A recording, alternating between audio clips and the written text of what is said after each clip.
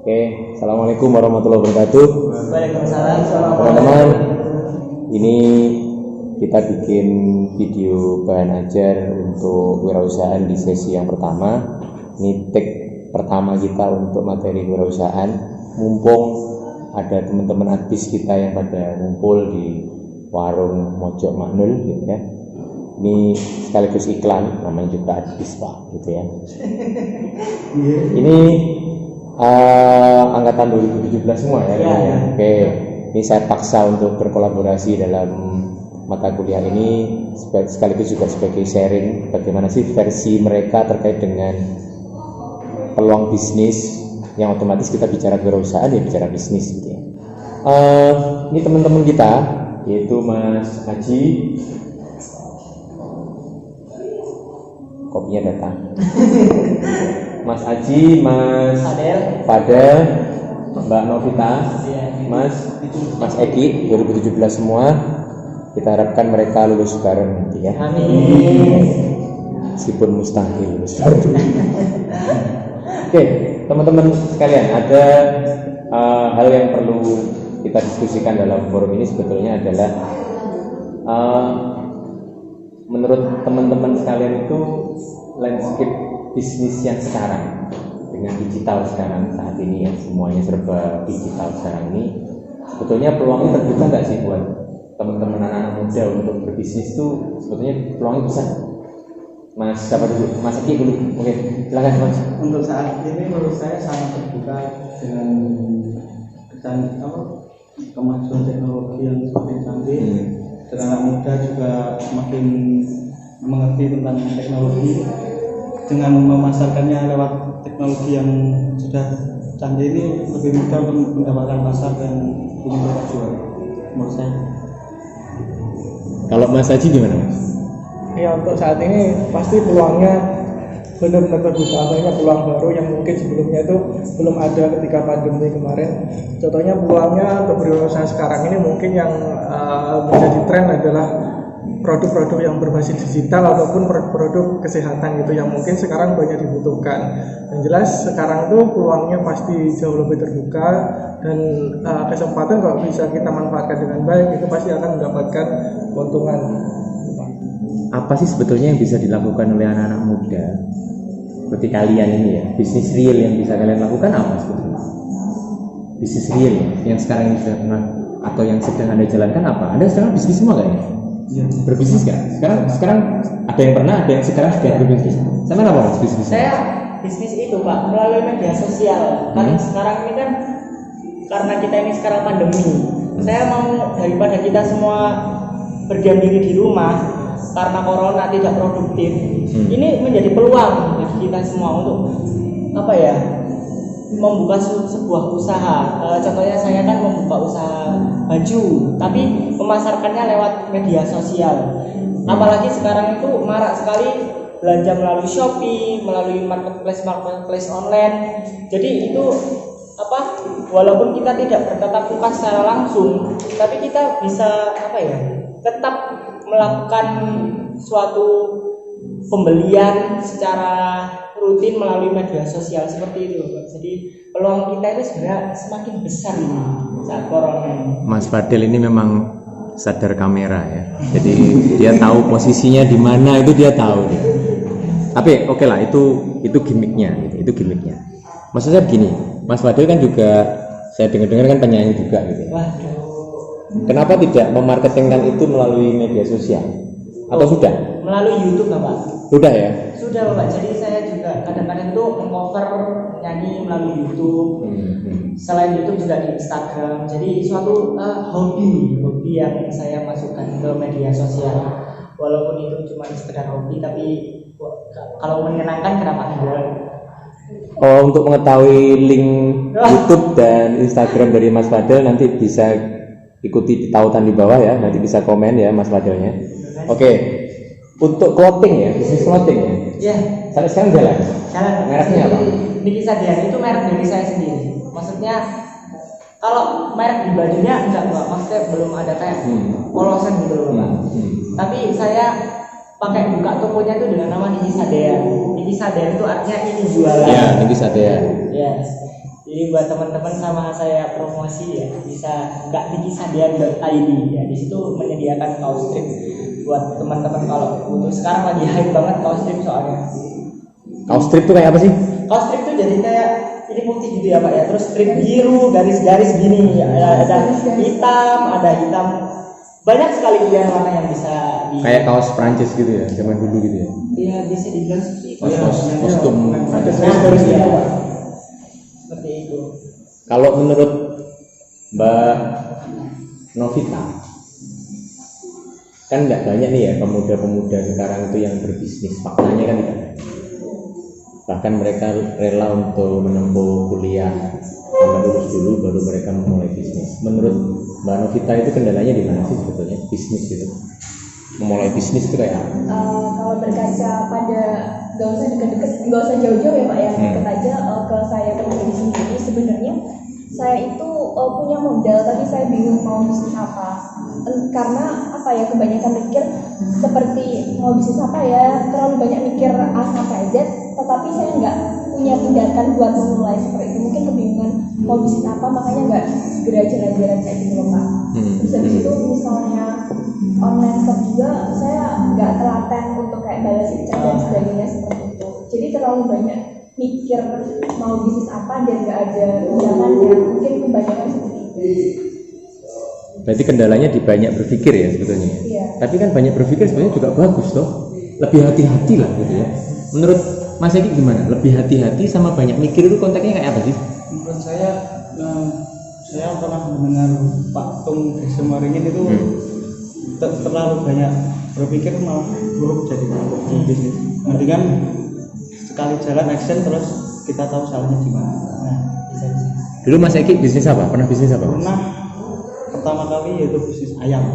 Hmm. Ayam kampung tapi untuk skala kecil terus. Ayam petelur ya, bukan ya? Bukan. Ayam kampungnya, untuk jual beli ayam kampungnya ya? Ya, untuk yang dipotong. Potong ya? Terus ya untuk beberapa tahun sudah 2 tahun berjalan tapi nggak saya teruskan lagi. Kenapa nggak diteruskan? Ya nggak ada Waktu. Ya nggak ada waktu juga. Berarti apa bener atau boleh ya saya simpulkan bahwa sebetulnya mungkin anak-anak muda itu mau berbisnis tapi kurang serius dalam mengelola bisnis mereka. Karena mungkin dari sisi mental gitu ya barangkali ya. Mental yang membuat mereka menjadi nggak fokus gitu ya. Atau masih banyak pikiran harus pengaruh nggak intervensi orang tua untuk berbisnis? Menurut Mas Esi gimana? Intervensi orang tua untuk berbisnis atau tidak berbisnis itu pengaruh nggak? Menurut saya itu kebanyakan kan ada pepatah mengatakan bah jatuh tak jauh dari pohonnya Pak.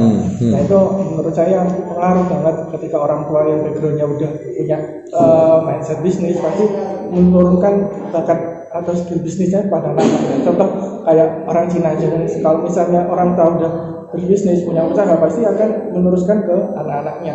Hal itu yang membuat mungkin anak-anaknya udah terlatih sehingga dia nanti udah dewasa pasti bakalan meneruskan bisnisnya. Kan tetapi untuk mungkin yang background bukan orang tuanya bukan dari punya mindset bisnis tetap punya peluang.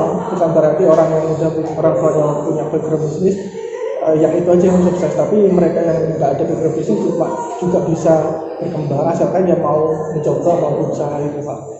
Berarti sebetulnya secara teoritis kita bisa mengatakan bahwa untuk kemampuan seseorang dalam berbisnis itu sebetulnya bisa karena faktor genetis juga karena faktor dilatih. Jadi mereka yang punya basic secara genetis tadi seperti yang Mas Haji jelaskan bahwa dia punya orang tua berbisnis, kemudian mereka secara naluri instinktif bahwa mereka sudah dilatih lahir cepat, sudah lihat bapak ibu bakulan, mungkin juga akhirnya termotivasi untuk berperilaku hal yang sama. Cuman bagi mereka yang nggak punya background bisnis kan menjadi nggak adil. Orang tuanya nggak punya aspek bisnis sama sekali, mungkin dari orang tuanya tidak mampu atau petani bahkan, tapi kemudian memulai bisnis, masa saya nggak punya aspek genetis. Ternyata ada satu teori lagi yang membuktikan bahwa bisnis bisa dilatih, secara ilmu bisa dipelajari kan begitu ya. Itu karena tidak jarang juga orang tua itu yang kemudian mengatakan wis le orang sah niru-niru bapak atau ibu. Kowe kerja kantoran ae. menurut kalian dari mahasiswa adbis sendiri itu kalian punya ketika nanti suatu saat lulus gitu ya, atau mungkin sekarang sudah mau bisnis ya, saya nanti mau kerja kantoran apa kerja bisnis, kerja wira swasta, atau kalau bisa dua-duanya. Menurut Mbak Novita gimana? Mbak Novita dulu ya. Gimana Mbak? Kalau saya pribadi ya Pak, sebenarnya pas lulus nanti pengennya itu kerja kantoran terus ada bisnis sampingan juga seperti itu, pengennya seperti itu. Tapi kalau melihat dari belakang justru itu saya mahasiswa administrasi bisnis, tetapi ke belakang itu saya itu nggak dapetin uang itu bukan dari bisnis malah Pak. Jadi saya kayak saya kan berawal dari magang dari Telkomsel, setelah itu kan ada program dan sebagainya, jadinya saya malah dapat uangnya dari Telkomsel, jadi bukan bisnis gitu sih Pak. Tapi bekerja gitu ya. Iya. Sebetulnya juga tidak salah toh. Bekerja itu kan juga tidak salah. Karena apa? Anak-anak muda sebetulnya kan fasenya mencari pengalaman, mencari ilmu pengetahuan. Karena sudah ada yang bahasa Jawanya membandani, yaitu orang tua. Sementara ini kan begitu. Tapi kadang-kadang kan dari seperti yang dialami oleh Mbak Novita, mungkin dia belum lulus tapi pengen mandiri kan begitu. Semangatnya mandiri toh. Nggak pengen nanti foya-foya gitu kan. Mungkin ada itunya juga sih gitu ya. Tapi kan bagaimana sebetulnya mencari pengalaman itu yang penting, duit urusan nomor 2. Begitu nggak kira-kira Mbak Novita? Kalau awalnya sih emang fokus ke pengalaman sih Pak, tapi setelah berjalannya waktu ya seimbang aja pengalaman sama duit kayak gitu. Duit juga penting guys ternyata. Soalnya pengen apa ya Pak, yang walaupun saya masih kuliah itu pengen banget pas lulus itu udah punya pegangan uang. Jadi saya tiap tahun itu punya resolusi, tahun ini saya harus punya duit berapa sekian juta kayak gitu Pak. Jadi kalau resolusi kan tiap tahun kan juga dicatat kan, mau nggak mau kita harus berusaha sebaik mungkin buat mau nggak mau harus wujudkan seperti itu. Selama ini resolusinya tercapai ya? Untuk resolusi tahun ini sebenarnya kan Desember kan Pak, maksimal itu tercapai. Tapi sebelum Desember alhamdulillah udah tercapai. Anak muda sekarang. Mas Haji juga punya semacam target begitu atau bagaimana?